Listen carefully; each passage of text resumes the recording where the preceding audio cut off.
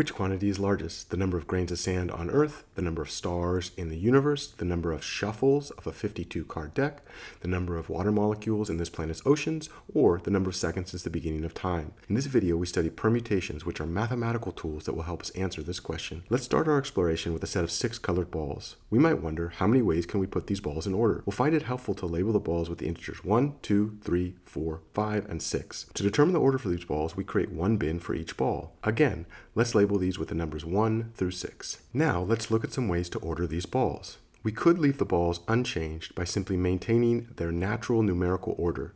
This corresponds to doing no work, which is my favorite amount of work to do. Another option is to swap in pairs of 2, without thinking too hard about how to do this.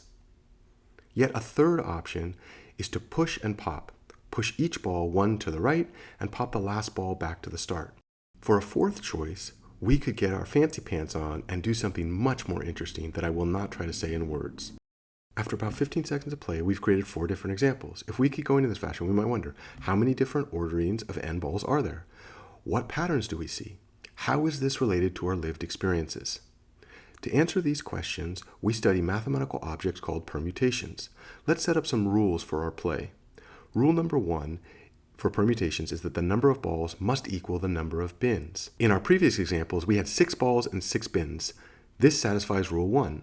Of course, we can imagine different problems, like what happens if we have more balls than bins, or more bins than balls. Ain't nobody got time for that, at least not in this videos.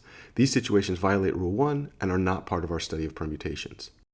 Our second rule for permutations is that the n balls and n bins must be labeled with the first n positive integers. To study permutations with 8 balls and 8 bins, we gotta label all balls and bins with distinct integers.